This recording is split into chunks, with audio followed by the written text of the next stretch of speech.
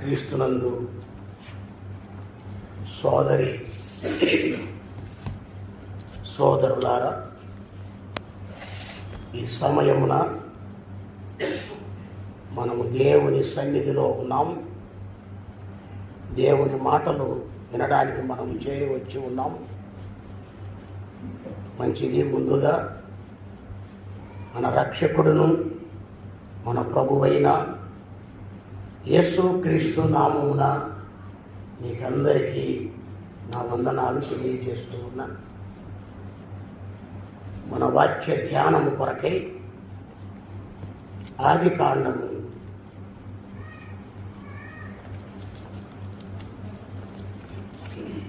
1వ అధ్యాయము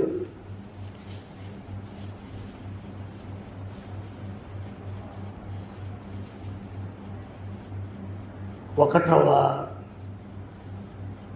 వచనాన్ని చదువుకుందాం. ఆదియందు దేవుడు భూమి ఆకాశములను సృజించెను. చిన్న ప్రార్థన చేసుకుందాం. ప్రేమ కలిగిన మా తండ్రి, కృప కలిగిన మా ప్రియ రక్షక, నీకే స్తుతులు స్తోత్రములు చెల్లిస్తూ ఉన్నాం. ఇంతవరకు పాటలు పాడి నీ పరిశుద్ధమైన నామమును గణపరచగా మహిమ నొందిన దేవా, నీకే స్తోత్రములు చెల్లిస్తూ ఉన్నాం. మీరంత గొప్ప దేవుడవు నాయన. పరలోకములో దూత గణాల చేత స్తుతింపబడుతున్న దేవుడవు. కెరూబుల చేత, శిరూబుల చేత, శ్రేష్టమైన దూతలు వారు. దూత గణాల చేత, కోట్లాది దూత గణముల చేత స్తుతింపబడుతున్న దేవా, నీకు స్తోత్రాలు. భూలోకములో నీ రక్తమిచ్చి విమోచించిన నీ ప్రజలు నిన్ను గణపరుస్తూ ఉండగా, నిన్ను గానము చేసి నిన్ను స్తుతిస్తూ ఉండగా మహిమ పొందుతూ ఉన్న దేవా, నీకు స్తోత్రాలు. పరలోకములో నీకే మహిమ, భూలోకములో నీకే మహిమ. సమస్తమైన మహిమ, ఘనత, ప్రభావము పొందటానికి మీరు మాత్రమే అర్హుడవై ఉన్నావు. నీకు స్తోత్రములు చెల్లిస్తూ ఉన్నాము. చదవబడిన లేఖన భాగములో నుండి మీ మాటలు మాకు దయచేయండి. సంఘ నియామక కూడికలో మేమున్నాం. మీరు మా మధ్యనున్నావు. నీ స్వరము మాకు వినిపించండి. నిలబడి ఉన్న నీ రాష్ట్రుడు బలహీనుడు ప్రభువా, బలపరచండి. నీ శక్తితో నింపండి. పరిశుద్ధాత్మవగు దేవా, మీరే మాతో మాట్లాడండి. ఉదయకాలము వెంకటాపురం గ్రామానికి వెళ్ళి ఆ వివాహములో వివాహ సందేశాన్ని ఇవ్వడానికి ఈ దీనుణ్ణి నడిపించావు. పరిచర్యలో తోడై ఉండి తిరిగి క్షేమకరంగా ఇంటికి చేర్చిన దేవా, నీకు స్తోత్రాలు. నీ దాసుడు బ్లెస్సింగ్టన్ అన్న కూడా వివాహమునకు కర్నూలుకు వెళ్ళి అక్కడ పాల్గొని తిరిగి రావడానికి నీ దాసునికి కూడా మీరిచ్చిన సహాయమును బట్టి నిన్నే స్తుతించి ఘనపరుస్తూ ఉన్నాం. ఆయా చోట్ల జరిగిన మీ పనిని మీరు ఫలింప చెయ్యండి ప్రభువా. తిరిగి స్థానిక సంఘములో నియామక కోడికలో మేముండగా మీ స్వరము మాకు వినిపించుమని, మీరే మాతో మాట్లాడుమని మా ప్రభువును మా రక్షకుడైన యేసుక్రీస్తు ఘనమైన నామమున ప్రార్థన చేసి వేడుకొనుచున్నాము తండ్రి, ఆమేన్. క్రీస్తునందు సోదరి సోదరులారా, ఆదికాండము 1వ అధ్యాయము ఒకటవ వచనాన్ని మనము చదువుకొని ఉన్నాం. కాండము కాండము అనే మాట అది తెలుగులోనే ఒక గ్రాంధిక పదం. పుస్తకము అనాల. యాక్చువల్గా అయితే మన తెలుగులో తర్జుమా ఆది పుస్తకము అనాలి. ఆదిలో జరిగిన విషయాలన్నీ ఈ గ్రంథంలో రాయబడ్డాయి కాబట్టి ఆదిలో జరిగిన విషయాలు అంటే సృష్టి క్రమము రాయబడింది కాబట్టి ఈ పుస్తకానికి ఏమని పేరు వచ్చిందమ్మా? ఆది. ఆదిలో జరిగిన విషయాలు ఇందులో ఉన్నాయి కాబట్టి ఇది ఆది కాండము అయింది. కాండము అంటే ఇప్పుడే చెప్పాను కదా, పుస్తకము లేదా గ్రంథము. ఎన్ని పుస్తకాలు కలిసి ధర్మశాస్త్రం అంటారు? ఎన్ని కాండాలు? 5 కాండాలు. 5 కాండాలు కలిస్తే ఏమవుతుందమ్మా? ధర్మశాస్త్రము. ఇశ్రాయేలులకు చాలా ప్రామాణికమైనవి 5 కాండాలు. మనము క్రైస్తవులుగా క్రొత్త నిబంధన పాత నిబంధన అన్నీ మనం చదివి అది దైవ గ్రంథంగా భావిస్తాం. కానీ ఇశ్రాయేలీయులు మాత్రం ఆది కాండం 5 కాండాలు ప్రవక్తల గ్రంథాలు మాత్రమే వాళ్ళు తీసుకుంటారు. ఇక మిగతా నూతన నిబంధన వారు అంగీకరించారు ఇశ్రాయేలీయులు, యూదులు. కానీ ఆది కాండం అనేది యూదులకు ప్రామాణికమే, క్రైస్తవులకు కూడా ప్రామాణికమే. ఇకపోతే దీంట్లో ఆది పితరుడు ఆదాము గురించి వ్రాయబడింది. ఆదామును గురించి క్రైస్తవులు ఒప్పుకుంటారు, ఆదామును గురించి యూదులు ఒప్పుకుంటారు, ఇశ్రాయేలీయులు. ఆదామును గురించి మహమ్మదీయులు కూడా ఒప్పుకుంటారు. ఆదాము నుండే అందరము వచ్చామని మహమ్మదీయులు అంటే ఇస్లాం మతస్థులు నమ్ముతారు. ఈ ఆది కాండం కూడా వారు కూడా స్వీకరిస్తారు, వారు కూడా ఒప్పుకుంటారు. ఇంత శ్రేష్టమైన గ్రంథం ఇది ఆది కాండము. 2వ కాండం ఏంటి? నిర్గమాకాండము. 3వ కాండము చెప్పాలి, లేవియాకాండము, సంఖ్యాకాండము, ద్వితీయోపదేశ కాండము. ఆది విషయాలన్నీ రాయబడ్డాయి కాబట్టి, ఆదిలో విషయాలు రాయబడ్డాయి కాబట్టి ఆది కాండము. 2వ గ్రంథం ఏది? నిర్గమము. అంటే అర్థం ఏంటో తెలుసా? వెడలిపోవుట. నిర్గమము అనగా అర్థం ఏంటయ్యా? ఎవరు ఎక్కడికి వెడలిపోయారు? ఐగుప్తు నుండి ఇశ్రాయేలీయులు కనాను దేశమునకు ఏమయ్యారమ్మా? వెడలిపోయారు. ఐగుప్తు నుంచి నిర్గమము జరిగింది కాబట్టి ఆ కాండమును ఏమన్నారు? నిర్గమాకాండము అన్నారు. అది. ఇకపోతే 3వది ఏది? లేవియాకాండము. ధర్మశాస్త్రపు విధులు, లేవీయుల యొక్క విధులు, యాజకుల యొక్క విధులు. యాజకుడుగా ఉండాలి అంటే ఏ గోత్రం వాళ్ళు ఉండాలి? లేవి గోత్రం వారు మాత్రమే అర్హులు. కాబట్టి యాజక ధర్మము లేవి గోత్రానికి ఇయ్యబడింది కాబట్టి ఆ గ్రంథాన్ని ఏమన్నారు? లేవియా కాండము అన్నారు. ఇక 4వది సంఖ్యా కాండము.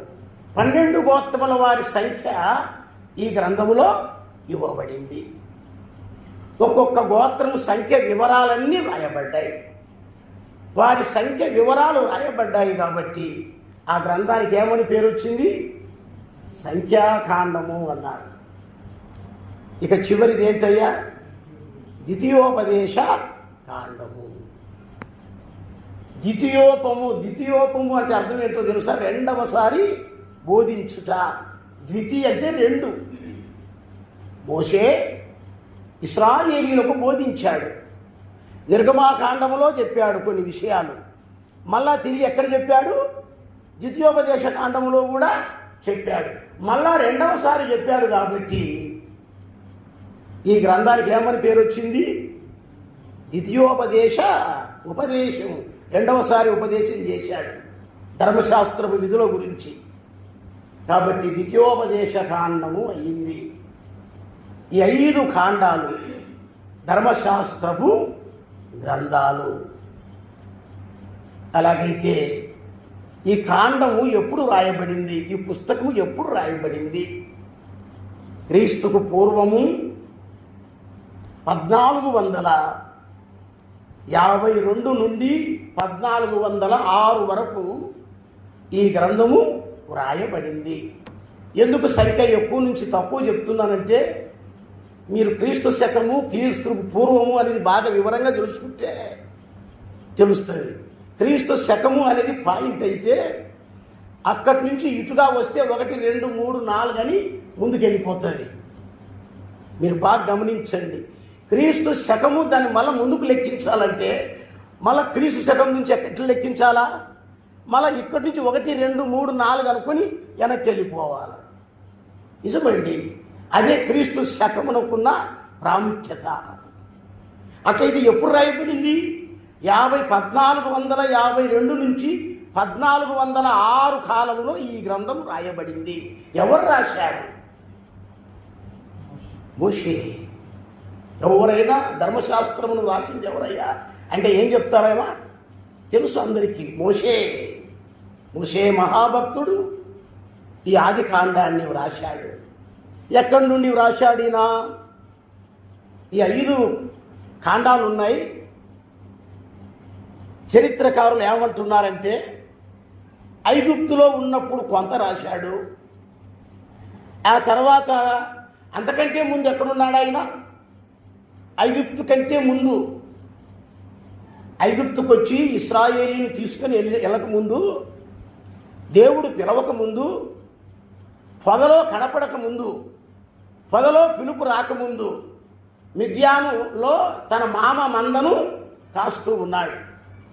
మీరు బాగా గమనించాలి.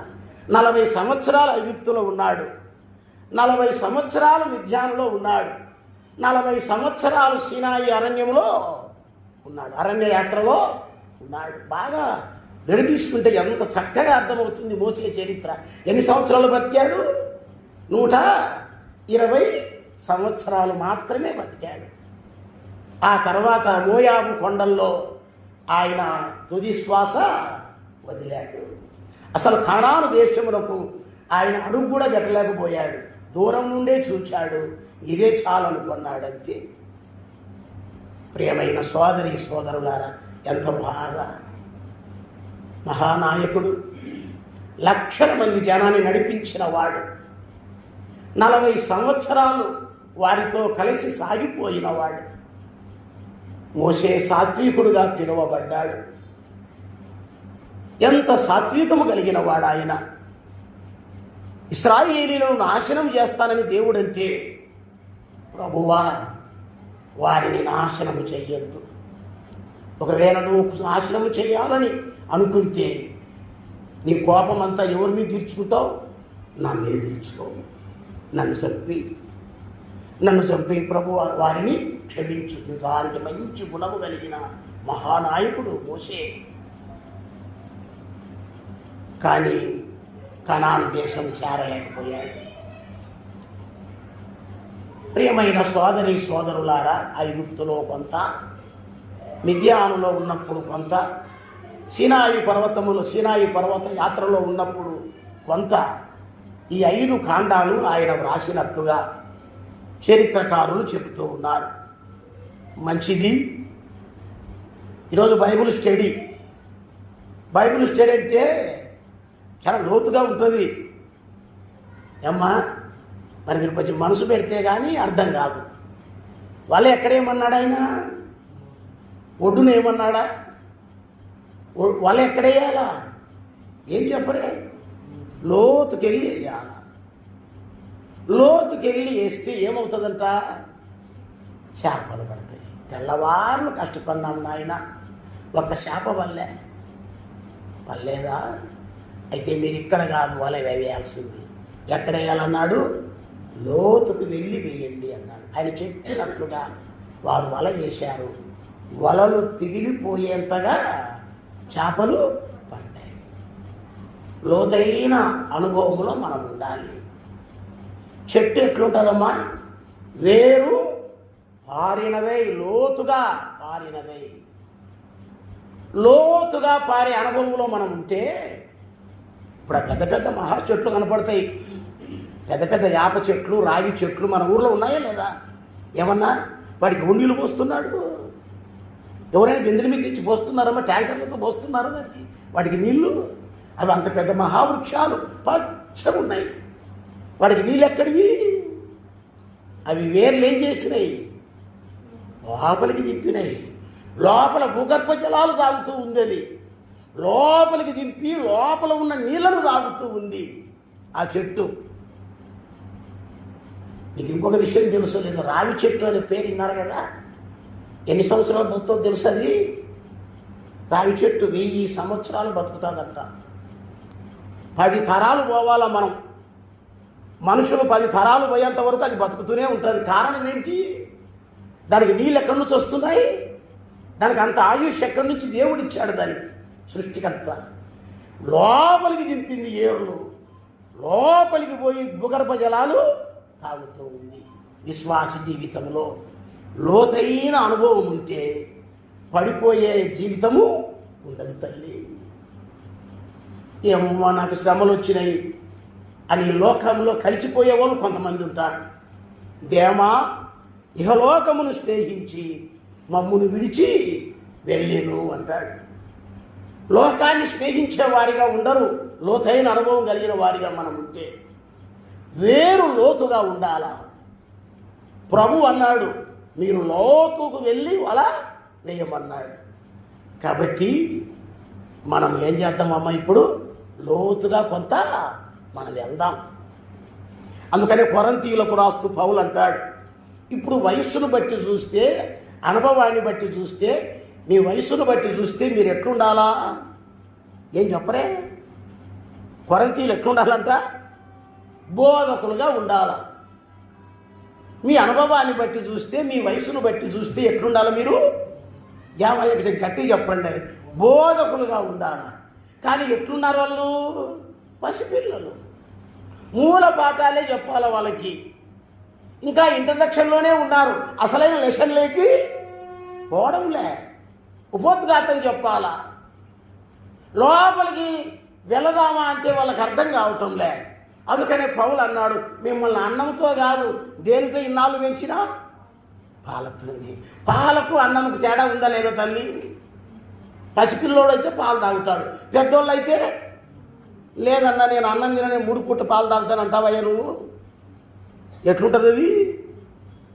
అసలు శరీరం పెద్దగా అవుతుంది, శరీరానికి సరిపోతుంది ఉత్త పాలు పిల్లలకి. అది పెద్దోళ్ళు ఏం చేయాలా? ఘనాహారం తినాలా, అన్నం తినాలా, జీర్ణం చేసుకోవాలా. వయసు రీత్యా చూస్తే మీరు అన్నం తినవలసిన వారు బోధకులు, కానీ మిమ్మల్ని ఇప్పుడు ఎట్లున్నారు వాళ్ళట? పసిపిల్లల్లాగా పాలు తాగుతున్నారు. ఇంకా ఉపమానాలు చెప్పాలా, ఇంకా కథలు చెప్పాలా, ఇంకా ఉపోద్ఘాతాలు చెప్పాలా, ఇంకా ఇంట్రడక్షన్లు చెప్పాలా, అర్థమయ్యేటట్లు చెప్పాలా, ఇంకా పైపైనే లోతుగా వెళితే అర్థం కావటంలే. బిర్యానీ పెడితే జీర్ణం కావటంలే. వద్దన్నా మాకు బిర్యానీ వద్దు, మాకు జీర్ణం కాదు. మరి ఏం కావాలా? సార్ ఒక గ్లాస్ మజ్జిగ, ఒక గ్లాస్ పాలు. లోతుగా వెళ్ళే అనుభవంలో మనం ఉంటాం. 1వ అధ్యాయానికి 1వ అధ్యాయము 1వ వచనానికి 2వ వచనానికి చాలా తేడా ఉంది బైబిల్లో. అందరూ ఇది ఒకటే వరుసగా అనుకుంటున్నారు. 1వ వచనంలో ఏమన్నాడు దేవుడు? అక్కడ ఏమన్నాడు చూడయ్యా, రాశాడు. ఆది యందు దేవుడు భూమి ఆకాశములను సృజించెను. ఇంకా అక్కడ ఆగుదాం. 2వ వచనానికి కొంచెం దూరం ఉంది దానికి. అందరు వెంటనే ఒకటే అనుకుంటున్నారు, పొరపాటు. ఇప్పుడు యెషయా గ్రంథం చూడయ్యా.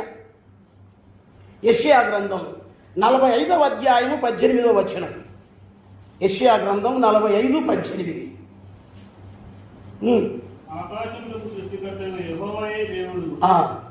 ఆయన భూమిని కలుగజేసి దాన్ని సిద్ధపరిచి స్థిరపరచెను. నిరాకారముగా ఉన్నట్టు ఆయన దాన్ని సృజింపలేదు. నిరాకారముగా ఉండునట్లు దేవుడు దానిని సృజింప లేదు. గట్టి పట్టుకోండి అమ్మా మాట, తల్లి ఆ మాటను కొంచెం గట్టిగా పట్టుకోండి. నిరాకారముగా ఆయన భూమిని సృజించలేదు. ఉందా లేదన్న అక్కడ? ఏమయ్యా గట్టి చెప్పండి అయ్యా, ఉందా లేదా అక్కడ? నిరాకారముగా ఉండునట్లు ఆయన దానిని సృజింపలేదు, ఒక ఆకారముగానే సృజించాడు. మళ్ళీ ఇప్పుడు రెండో వచనానికి రా. రెండో వచనము చదువు, హుషారు ఉండాలా. భూమి నిరాకారముగాను శూన్యముగా ఉండి ఎట్లా మారిపోయింది. ఇప్పుడు ఆలోచించాలన్నా వద్దా? ఏమన్నా నిరాకారముగా ఆయన చేయలేదు అని రాయబడింది. దేవుడు భూమి ఆకాశమును సృజించెను, ఆయన నిరాకారముగా దానిని సృజించలేదు. మరి ఎట్లా మారిపోయింది? రెండవ వచనానికి వచ్చే లోపల భూమి ఏమైందయ్యా? నిరాకారముగా శూన్యముగా ఎట్లా మారిపోయింది అంటే ఒకటో వచనానికి రెండో వచనానికి మధ్యన చాలా గ్యాపు ఉందా లేదా?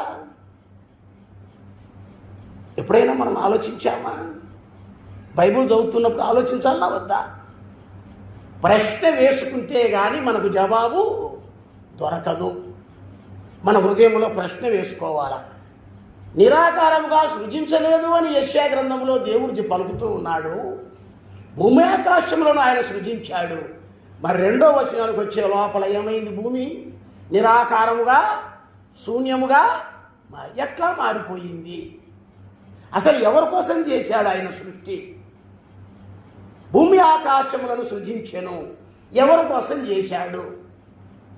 ఆయన కోసం చేసుకున్నాడా లేదా మానవుల కోసం చేసుకున్నాడా? అసలు మానవుల కోసం అనడానికి అసలు ఎట్టి ఆధారం కూడా లేదు.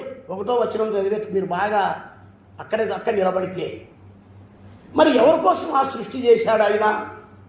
ఎవరి కోసం అంటే దూతల కోసం. చూడండి ఆ మాటలు మనం చూస్తుంది. యోబు గ్రంథం 38వ అధ్యాయం 7వ వచనం. 38:7 38వ అధ్యాయం 7వ వచనం. ఉదయ నక్షత్రములు ఏకముగా కూడి పాడినప్పుడు దేవదూతలందరూ ఆనందించి జయధ్వనులు చేసినప్పుడు దానికి మూల రాతిని వేసిన వాడెవడు? ఇప్పుడు ఆడ పునాది మూలరాయి భూమికి వేస్తుంటే ఆడ ఎవరున్నారమ్మా? ఎవరెవరున్నారయ్యా అక్కడ? దేవదూతలు ఆనందిస్తూ ఉన్నారు, జయ జయధ్వానాలు చేస్తూ ఉన్నారు. ఎందుకంటే ఆ సృష్టి ఎవరి కోసమో తెలుసా?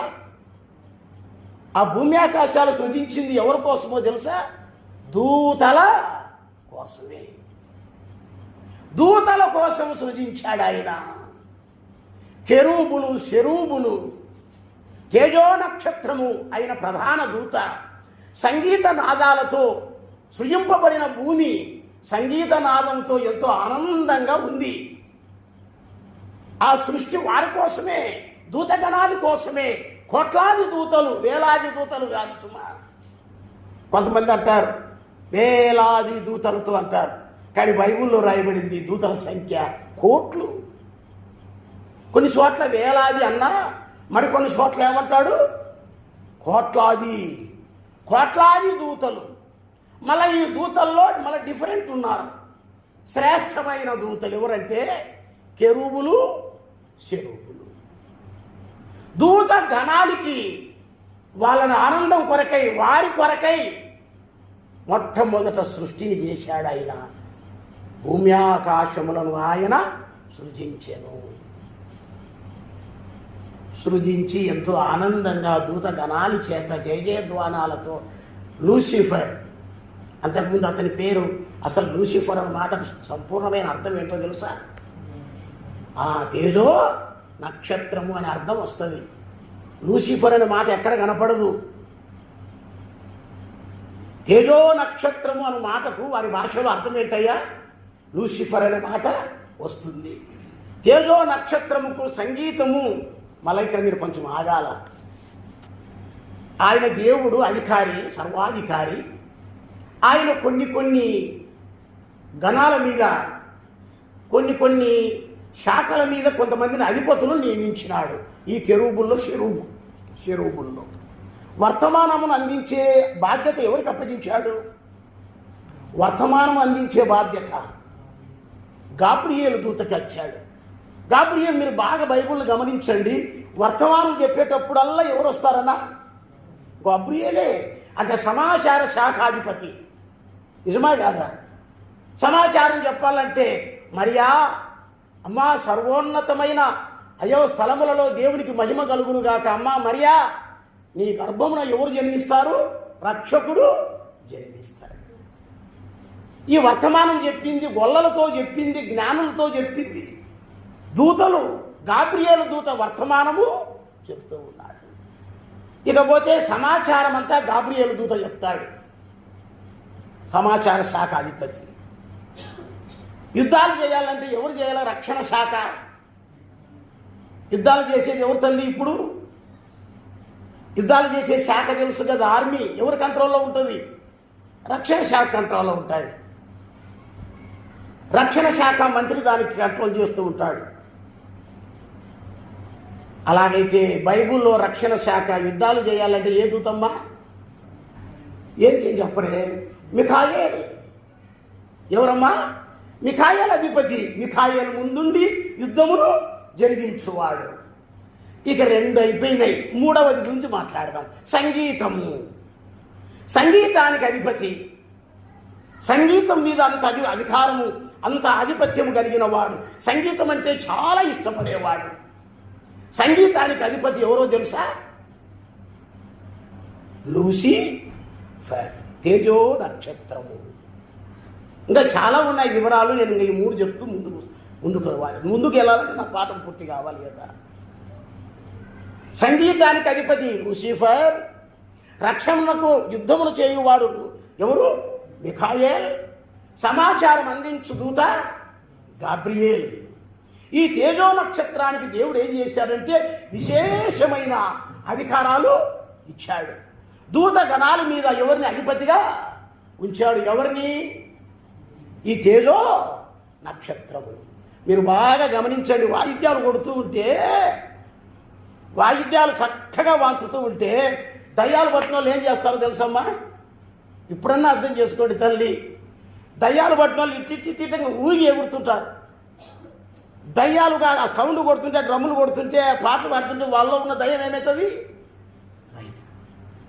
సౌలు దయ్యం బట్టి అల్లాడిపోతున్నాడు. దయ్యం పట్టిందా లేదా సౌలుకి? ఒక మగాయనికి దయ్యం పట్టింది. దయ్యం పడితే ఆ దయ్యం పోవాలంటే ఎవరు వాంచాలా? వెంటనే వాంచితేనే పోడు. ఇట్లా వాంచుతూ ఉంటే తన్మయుడై, ఆనందభరితుడై మెల్లగా దావీదులో నుంచి, ఆ సౌలులో నుంచి దయ్యం ఏమయ్యేది? బయటికి వెళ్ళిపోయేది. సంగీతం అంటే అంత ఇష్టమండి. సర్పము ఆదామును మోసం చేయటానికి సాతానుడు ఏ ఆకారంలో వచ్చాడు? చాలా వివరాలు ఉన్నాయి కానీ చెప్పడానికి సమయం లేదు నాకు. ఏ ఆకారంలో వచ్చాడు? సర్ప ఆకారంలో వచ్చాడు. ఇప్పటికి కూడా సర్పము దగ్గర పోయి మీరు నాదస్వరాన్ని ఊదిందంటే బాగా అర్థమవుతుందా లేదా? ఏదో ఊదినట్టు పైపై వెళ్ళిపోతున్నారు ఆలోచన చేయకుండా. నాదస్వరం కానీ వాడు పాములు పట్టేవాడు ఇట్లా ఊదుతుంటాడు. ఊడితే యాడో ఉండేది, పుట్టలో ఉండేది ఏమవుతుంది? అది బయటకు వచ్చి నాట్యం ఆడుతుంది. పడగ విప్పి ఆడదా అక్కడే పట్టుకుంటాడు దాన్ని వాడు నైపుణ్యంతో. పెద్ద పెద్ద కోడత్రాసులు సైతము నాదస్వరంతో ఏం చేస్తాడు? పట్టేస్తాడు. సంగీతం అంటే దానికి అంత ఇష్టము. ఆ సర్పం సాతానుడే. సాతానుకు సాదృశ్యంగా లేదా? ఇంకా ఇట్లాంటివి చెప్పుకుంటూ పోతే చాలా ఉన్నాయమ్మా. అలాగైతే వాడికి అధికారం ఉంది. చూడండి, ఇప్పుడు మనం పోదాం. యెహెజ్కేలు గ్రంథం 28వ అధ్యాయం. యెహెజ్కేలు గ్రంథము 28వ అధ్యాయము 1 నుండి చదువునాయన కొన్ని వచనాలు. మరియు యెహోవా వాక్కు నాకు ప్రత్యక్షమై ఇలాగు సెలవిచ్చెను. నరపుత్రుడా, తుగుల అధిపతితో ఇలాగు ప్రకటింపుము. ప్రభువు యెహోవా సెలవిచ్చినదేమనగా, గర్విష్ఠుడై నేను ఒక దేవతనైనట్టు సముద్రం మధ్యను నేను ఆశ్రుడై ఉన్నాను అని నీవు అనుకుంటున్నావు. నీవు దేవుడవు కాక మానవుడై ఉండియు దేవునికి తగినంత అభిప్రాయం కలిగి ఉన్నావు. నీవు దానియేలు కంటే జ్ఞానవంతుడవు, నీకు మర్మమైనది ఏదీ లేదు. 11 నుంచి చదవయ్యా, అంత ఎక్కువ ఎందుకు. మరియు యెహోవా వాక్కు నాకు ప్రత్యక్షమై ఇలాగు సెలవిచ్చెను. నరపుత్రుడా, తూరు రాజును గూర్చి అంగలార్పు వచనం ఎత్తి ఇలాగు ప్రకటింపుము. ప్రభువైన యెహోవా సెలవిచ్చినదేమనగా, పూర్ణ జ్ఞానమును సౌందర్యము గల కట్టడమును మాదిరివి దేవుని తోటయు ఏదెనులో నీ ఉంటివి. మాణిక్యము, గోమేధికము, సూర్యకాంతమని రక్తవర్ణపు రాయి, సులీమాను రాయి, మరకతపు, నీలము, పద్మరాగము, మాణిక్యము అను అమూల్య రత్నములతోనూ బంగారముతోనూ నీవు అలంకరింపబడి ఉన్నావు. నీవు నియమింపబడిన దినమున పిల్లల గురువులు వాయించు వారును నీకు సిద్ధమైంది. అభిషేకము నొందిన కెరూబుపై యొక్క ఆశ్రయముగా నీవు ఉంటివి. అందుకే నేను నిన్ను నియమించితిని. దేవునికి ప్రతిష్ఠింపబడిన పర్వతం మీద నీవు ఉంటివి. కారు చిన్న రాళ్ల మధ్య నీవు సంచరించుచుంటివి. నీవు నియమింపబడిన దినం మొదలుకొని పాపము నీ యందు కనబడు వరకు ప్రవర్తన విషయంలో నీవు యథార్థవంతుడుగా ఉంటివి. అయితే నీకు కలిగిన విస్తారమైన వర్తకము చేత లోపల నీవు అన్యాయము పెంచుకొని పాపము చేస్తూ వచ్చితివి కనుక దేవుని పర్వతం మీద నీవు ఉండకుండా నేను నిన్ను అపవిత్రపరిచితిని. ఆశ్రయముగా ఉన్న కెరూబు, కాలుచున్న రాళ్ల మధ్యను నీవికను సంచరింపవు. నిన్ను నాశనం చేసితిని. నీ సౌందర్యము చూసుకొని నీవు గర్వించిన వాడవై నీ తేజస్సు చూసుకొని నీ జ్ఞానమును చెరుపుకుంటేవి. కావున నేను నిన్ను నేలను పడవేసేదను, రాజు చూచుండగా నిన్ను హేళనకు అప్పగించెదను. చాలు. ఎహెచ్కేలు గ్రంథములో తేజో నక్షత్రమైన లూసిఫర్ యొక్క పతనము ఇక్కడ కనపడుతుంది. కొంతమంది దీన్ని విభేదిస్తున్నారు బైబిల్ పండితులు. తూరు రాజు గురించి రాయబడింది కదా బ్రదర్ అంటున్నారు. కాదు, తూరు రాజుల గురించిన వివరాలు అంతా ఏం చదివినా కనపడడం లేదు. కానీ ఈ మాటలన్నీ ఎవరి గురించి రాయబడ్డాయో తెలుసా? సాతానుని గురించే. యెషయా గ్రంథం చూడయ్యా, 14వ అధ్యాయం. యెషయా గ్రంథం 14వ అధ్యాయం.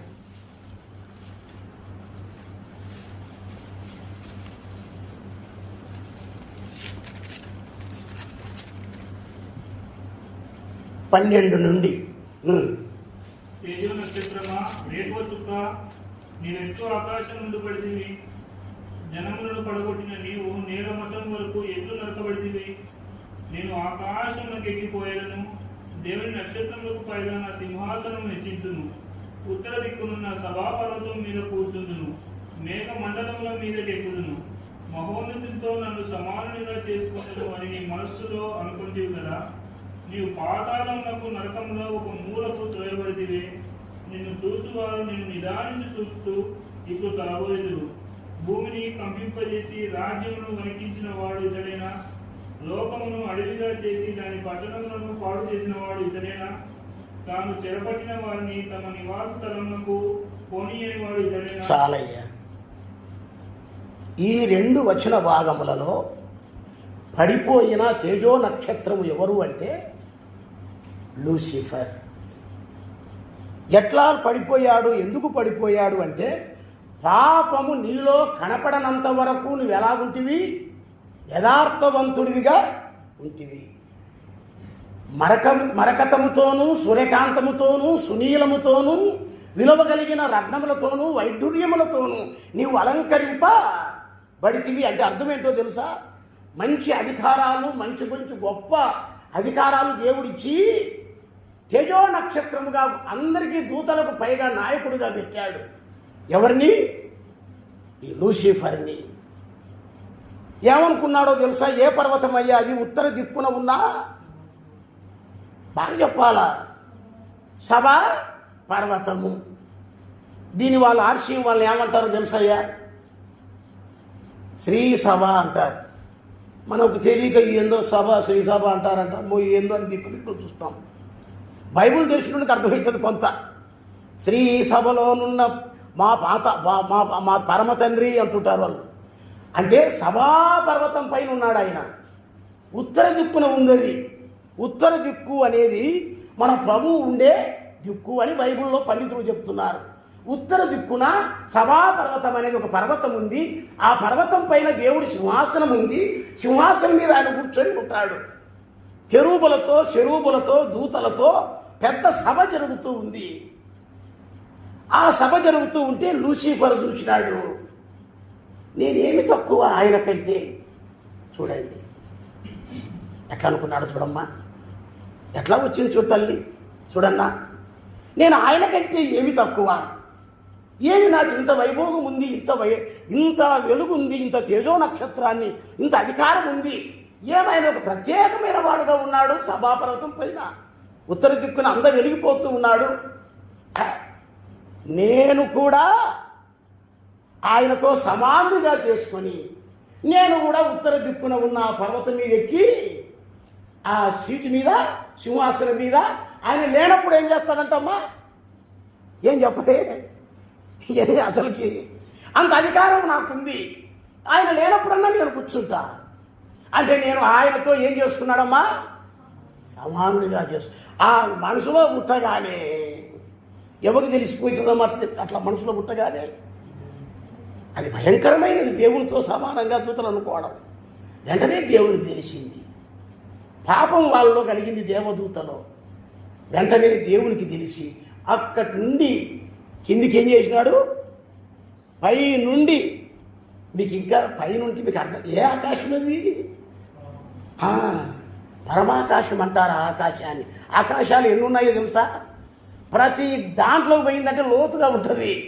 ఆకాశం మనకు కనపడే ఆకాశం ఒకటే అనుకునేరు, కొంతమంది 3 అంటారు. కాదు, బైబిల్లో 7 ఆకాశాలు కనపడతాయి. కింద ఉన్నది మనకు మామూలు పైన ఉన్న ఆకాశము.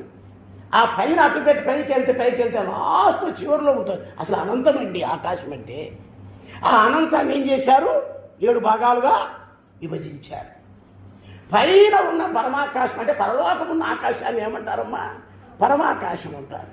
ఆ పరమాకాశం నుంచి కిందికి పడద్రోశాడు దేవుడు అతన్ని. కిందికి పడద్రోయగానే వెలుగుతూ తేజో నక్షత్రంగా ఉన్న ఆయన ఏమైపోయాడు తెలుసా, నల్లగా అయిపోయాడు. ఆకారం కోల్పోయింది, శక్తి పోయింది, వెలుగు పోయింది, కిందికి పడద్రోయబడ్డాడు. ఇప్పుడు వాళ్ళు సైతాన్ని చూపిస్తేప్పుడు ఎట్లా చూపిస్తారో వాళ్ళ చిత్రకారులు 2 కొమ్ములు పెడతారా పెట్టరా. ఒనిడా టీవీలో ఒక సైతాన్ బొమ్మ వస్తుంది చూడు, ఇట్లా వస్తుందా రాదయ్యా వాళ్ళ అడ్వర్టైజ్మెంట్లో, ఇదిగో 2 కొమ్ములు వెనక తోక, సైతానికి భయంకరంగా దానికి రూపం పెట్టి పై నుంచి అట్లా అరుచుకుంటే కిందికి పడుతున్నాడు.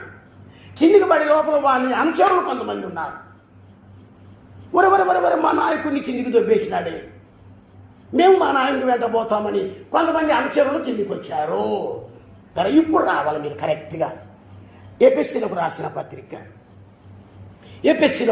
పత్రిక 6వ అధ్యాయము 12వ వచనం, 6:12 తక్కువ చదవాలి. ఎపిఎస్సీ 6:12. ఏలయనగా మనము పోరాడుచున్నది శరీరులతో కాదు, ప్రధానులతోనూ అధికారులతోనూ ప్రస్తుత అంధకార సంబంధమైన లోకనాథులతోనూ ఆకాశ మండలమందున్న దురాత్మల. చాలన్నా వచ్చేసింది మనకి. ఇప్పుడు ఆకాశ మండలంలో ఎవరున్నారట, పైన నుంచి పడుతున్నారు కిందికి. పడే లోపల ఇతను కూడా ఒక శక్తి ఉందిగా లూసిఫర్కి, అట్లనే ఆగిపోయినాడు. ఎక్కడ ఆగినాడు, ఆకాశ మండలంలో ఆగిపోయాడు. అతనితో పాటు అతని అనుచరులు ఉన్నారు. వాళ్ళే ఆకాశ మండలమందున్న దురాత్మల సమూహము. దురాత్మలు లూసిఫర్ వెంట వచ్చిన వాళ్ళంతా ఆ సైతాను వెంట వచ్చి అక్కడే ఆగిపోయి దేవునికి విరోధమైన కార్యాలు చేస్తూ ఉన్నారు. ఎప్పుడైతే దూతలు పాపము చేశారో ఆ భూమి తర్వాత సృష్టి అంతా ఏమైంది, భూమి ఆకాశములు ఏమైపోయాయి. ఇప్పుడు 2వ వచనం చదువు అయ్యా, 2వ వచనం చదువు. ఆదికాండం మారిపోయింది అన్న, ఘోరం జరిగింది. దేవదూతలు పాపం చేశారు, ప్రధాన దూత సైతానుగా మారిపోయినాడు. చాలా నేరం జరిగింది, చాలా ఘోరం జరిగింది. మన అనుచరులందరూ వచ్చారు, మధ్యాకాశంలోకి పోయినారు. భూమి అంతా ఏమైపోయింది? వారు కొరకై సృజించిన దూత గణాలు కొరకై సృజించిన భూమి ఏమైపోయింది తల్లి? నిరాకారముగా శూన్యముగా అయిపోయింది. మళ్ళా దీనికి సహాయకరంగా పేతురు రాసిన పత్రిక 2వ పత్రిక 2వ అధ్యాయము 4వ వచనం చూడు. దేవదూతలు పాపము చేసినప్పుడు దేవుడు వారిని విడిచిపెట్టక పాతాళ లోకమందలి కటిక చీకటి గల బిలములోనికి త్రోసి. ఇప్పుడు పాతాళములకు అధిపతులు, పాతాళమును కావలి కావటానికి ఎవరుండేది? అక్కడ దేవదూతలు పాతాళంలో కావలి కాస్తుంటారా? పరలోకంలో అయితే దేవదూతలు ఉంటారు, పాతాళములు ఎవరుంటారు తల్లి? ఆడ కాపలా గాయాలంటే మీకు ఎప్పుడు అనుమానం రాలేదా? పాతాళములు ఎవరుంటారు? అసలు పాతాళానికి అధిపతి ఎవరు? అనేకుల్ని ఎక్కడికి పోవాలని మనకు ఆశ. అనేకులు పాతాళములకు పోయి పాతాళంలో పడి చావాలి. ఎందుకు? పాతాళములో వాళ్ళని ఎక్కడ కటిక చీకటి బిలములో ఉంచాడు, వాళ్ళు పాపం చేసినట్టున. ప్రియమైన సోదరి సోదరులారా, నిరాకారముగా శూన్యముగా అయిపోయిన ఈ భూమి మళ్ళా కొన్ని సంవత్సరాలకు, ఎన్ని సంవత్సరాలు మనకు తెలియదు. ఇప్పుడు సైంటిస్టులు పరీక్షలు చేసి ఈ రాయిని పట్టుకొని ఈ రాయి దీని వయసు ఎంత అని చెప్తారు. నేను చెప్పలేము, వాళ్ళు చెప్తారా లేదన్నా? కొన్ని వేల సంవత్సరాలు, లక్షల సంవత్సరాలు అంటారు ఈ భూమి వయస్సు. నిజమే కదా? మానవుని ఎప్పుడు సృజించిందంటే చెప్తారులేండి, మన బైబిల్ ప్రకారం మనం చెప్పొచ్చు. భూమిని ఎప్పుడు సృజించింది అంటే నిరాకారముగా శూన్యముగా అయిపోయిన భూమిని ఇప్పుడు మళ్ళా దేవుడు ఏం చేస్తున్నాడు? దాని మీద పరిశుద్ధాత్ముడు ఎట్లున్నాడు? అల్లాడుతూ ఉన్నాడు. నిరాకారముగా శూన్యముగా అయిపోయిన భూమి మీద పరిశుద్ధాత్ముడు కోడిగుడ్ల మీద కోడి కదా పొదిగినట్లు ఆయన పరిశుద్ధాత్ముడు ఆవరించి ఉండగా కొంతకాలానికి ఏమవుతుంది? ఎన్ని సంవత్సరాలు, ఎంతకాలం మనకు తెలియదు. ఇప్పుడు ఆ సృష్టిని దేవుడు మళ్ళా ఏం చేస్తున్నాడన్నా? తిరిగి మళ్ళా బాగు చేస్తూ, తిరిగి దాన్ని మళ్ళా మంచిగా మారుస్తున్నట్లుగా చూస్తూ ఉన్నాం. ప్రభు చిత్తమైతే 2వ వచనాన్ని తర్వాత మనం ధ్యానించుకుందాం. అమ్మ బాగా విని 1వ వచనానికి 2వ వచనానికి ఉన్న తేడాను గమనించి బైబిల్లో ఉన్న సత్యాలు లోతుగా ఉన్నాయి తల్లి. పరిశుద్ధాత్మ దేవుని సహాయమును ధ్యానించుకొని మనమందరము బలపడి ముందుకు సాగేవారిగా మనం ఉందాం. ఆ తర్వాత ఆదాము ఎట్లా చేశాడు? ఆదాముకు ముందు భూమిని ఎలాగో ఆయన చేశాడు, సూర్యచంద్ర నక్షత్రాదులను ఎలాగో సృష్టించాడు, ఈ భూమి మీద తిరిగి మళ్ళీ ఆయన ఎలాగో బాగు చేశాడు, సృష్టి క్రమం ఎలాగో జరిగింది, ఇప్పుడున్న భూమి ఎట్లుంది, ఎందుకు మూలుగుతూ ఉంది, ఎప్పుడు ఇది లయమైపోతుంది, మళ్ళీ కొత్త ఆకాశము కొత్త భూమి మళ్ళీ ఎప్పుడు వస్తుంది, అవన్నీ ప్రభుత్వమైతే మళ్ళా మనం చూద్దాం. దేవుడు తన వాక్యం దీవించుగా.